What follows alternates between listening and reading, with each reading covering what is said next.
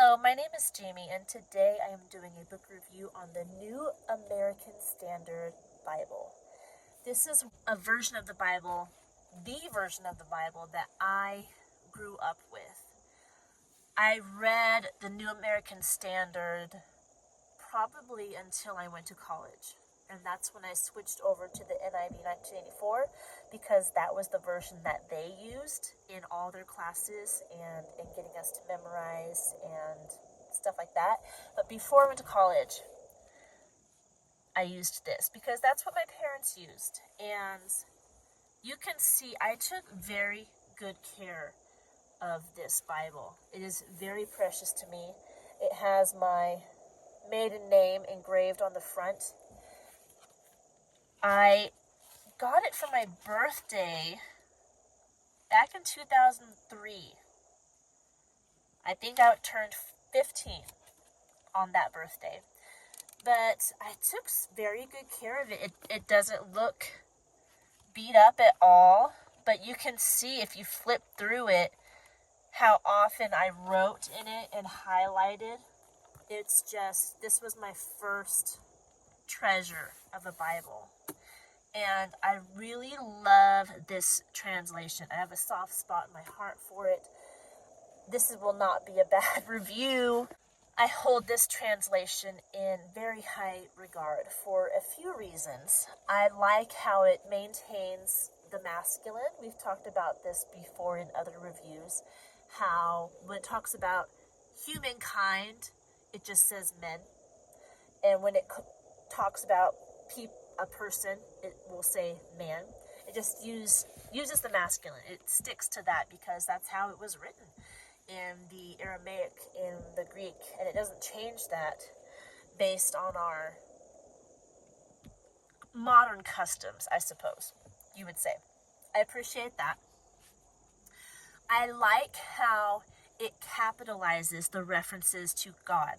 So not just his name, like God or Jesus, but any reference as like him or he, or I think even one, they'll put like a capital O.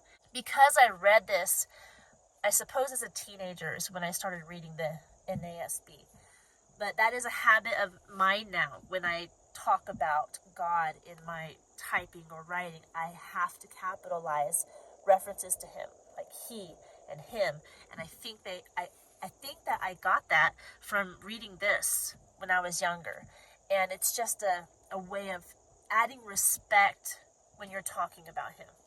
So I really like that that's part of this Bible, just an immense respect for God in here.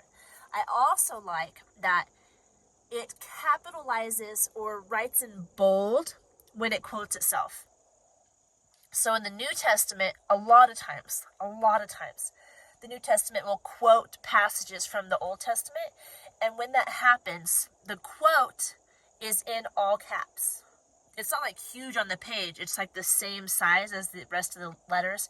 But instead of lowercase, the whole quote is in uppercase. And I like that because as you're reading, you can tell what is coming from the Old Testament. And it's very helpful as you're reading, especially if you're new to reading the Bible. You can be reading along, and when you see those caps, those uppercase letters, you're like, oh, this is coming from somewhere else in Scripture. And I really like it. I also like that when Jesus is speaking, it's in red letter. So you can see, I don't know if you can see that, but where he's speaking is in red letter. And I always like that in Bibles. I like how technical it is. But that can also be a con for some people. Some people don't like reading the more difficult translations. I personally don't think it's difficult, but the sentence structure might be a little odd if you're not used to hearing it the way they speak. But I think it's something worth overcoming and attempting to read this version of the Bible. It may be a little more difficult. If it is, I would recommend the ESV. I don't recommend NIV anymore because they changed it. It's not the same as it was back in 1984. But if I was to recommend an all-encompassing Bible for people to read now, I would probably point to the ESV. I did a review on ESV as well if you want to check that out. It's been a while, so I don't know if that review is inherently positive or negative, but considering the options we have as far as translations right now in 2025, if I had to recommend one to somebody, I'd probably say ESV. But if they were willing to try a more technical translation, then I would recommend the NASB and then the King James. King James is just beautiful, by the way. So, not a lot of cons, in my opinion, with the NASB. I love it. It's beautiful. I love reading it. Whenever I read it, it's kind of like coming home, coming back to my roots, because that's what I grew up on. That's what my parents read.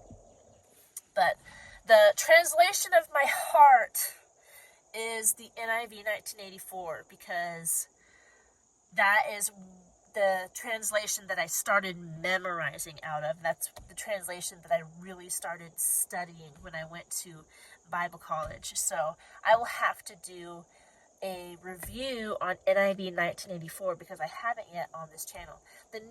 I just finished the NASB. That's why I'm bringing this to you today. I think the next one I'm going to go through all the way will be the modern NIV. And I'll take notes along the way so I can have like an actual concrete opinion on why I dislike it. I don't like it as much as the 1984. I think it's important to have actual examples and verses to bring to you guys instead of just saying, I don't like it because, you kind of want to know, well, why? Why? So I will read through that and take notes so we can see together what parts are fine and what parts I don't really like. I encourage you to find a Bible that you love. Maybe you already have a version that you love that you read every day. That's awesome. Keep it up. Keep going. If you don't have a version that you read every day, like I said before, I would recommend the ESV. If you can get your hands on an NIV 1984, that would be awesome. They have them in used bookstores. If you go to like Half Price Books or any used bookstore in your city and you go to where they're selling Bibles and you look down to the NIV and you open up the cover, the front cover, let me show you. And you go to the first page. So in this Bible, we have the contents here. And then here is all the like publishing information. This is the page you want to find. And you'll look to where it says NIV, and then there will be a bunch of years. If the most recent year is 1984, you got it. You found it. That's the one. But now it's like 2000, I don't know, 21 or something like that. That one's no good. Don't get that one. If you can find the one that says 1984 NIV, that's the one. But that I would recommend, that's my highest recommendation because it's simple to understand, but it also keeps the masculine. It keeps little things that the new NIV kind of tweaks and makes it more culturally appeasing, I guess you'd say. Either that one, or if you don't want to go looking for the NIV 1984, your next best bet is probably the ESV. As far as reading a more easy to understand version while still keeping the authenticity of the text. But if you want to go NASB, I think NASB is better than ESV, personally. So, there you go. Make that decision. Anyway, that's all I have concerning the NASB. I love it. I think you should try it out if you haven't already. If you have any other questions about the NASB that I haven't addressed, please leave them in the comment section below, and I will do my best to do that, to answer those questions. Hope you're doing well. Don't forget to like and subscribe to this channel if you want to see more content like this, and I'll talk to you in our next video. Goodbye.